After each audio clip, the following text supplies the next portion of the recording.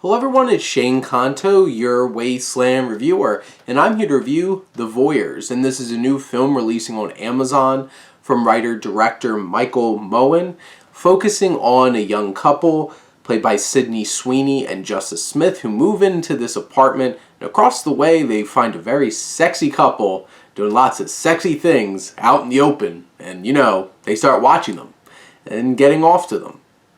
And then this film just, what the hell is it? This is some manipulative trash. Just sleazy, trashy cinema. And I was just sitting there watching this film just being like that Picard meme where it's like, for F's sakes. It's like, what else is going to happen in this damn movie? This is just complete absurdity.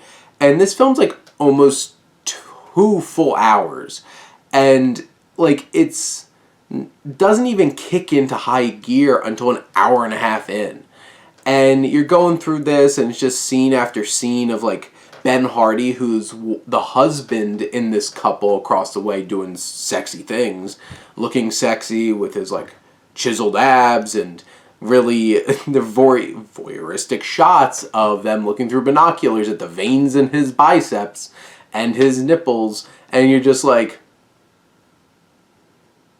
I know exactly what this film's going for, and it's hitting every sleazy point that it's trying to do.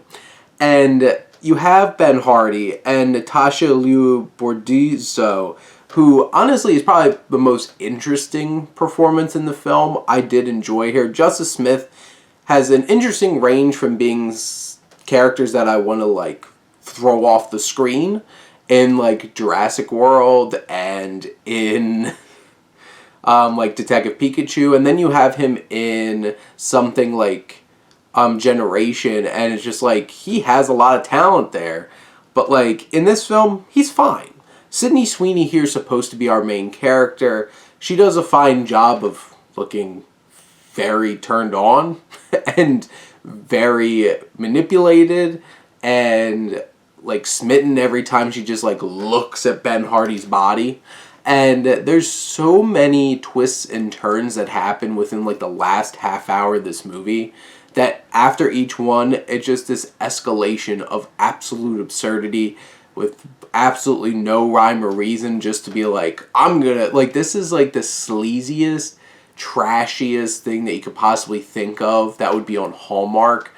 I know, not Hallmark, Lifetime, and turned up to 11 and thrown on something that looks like it's produced by a big studio.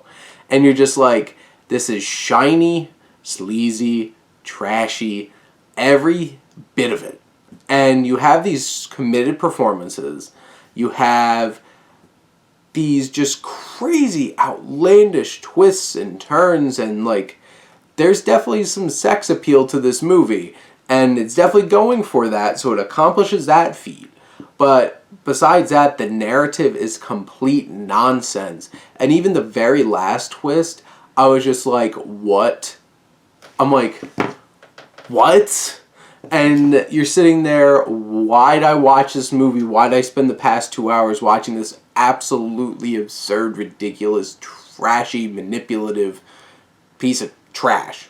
Honestly. And it's I'm so glad that I sat at home and watched this on streaming and didn't sit in go and pay to watch this in a theater, to be perfectly honest. This is the perfect, you just want to watch something trashy, throw it on a streaming service, sit at home, do whatever, and just be rolling your eyes at how absurd this movie is. Because it is out there. Ridiculous. It's one of those kinds of it's a car crash. It's just a complete car wreck. But you kind of can't look away, even though it's just repetitive and it winds up honestly kind of being boring after a while until 30 minutes left, and then it's just what are they gonna do in the next 30 minutes? And they do so much. There's horrible pacing because the first hour and a half feels so long and so drawn out, and then bam, this half an hour, you're just this could have been a whole movie's worth of stuff going on in 30 minutes. And in the end, I feel this movie is definitely going to alienate a lot of people. But if this really hits that sweet spot, I think there's going to be people out there that are going to eat every second of this up and just enjoy it for what it is. This sleazy, trashy, just ridiculous film. But for me, it was too many bridges too far. Just didn't really work for me in the end. But those are my thoughts on The Voyeurs. Let me know what you think, and let's talk some movies. But thank you as always for tuning in and supporting your Wasteland reviewer.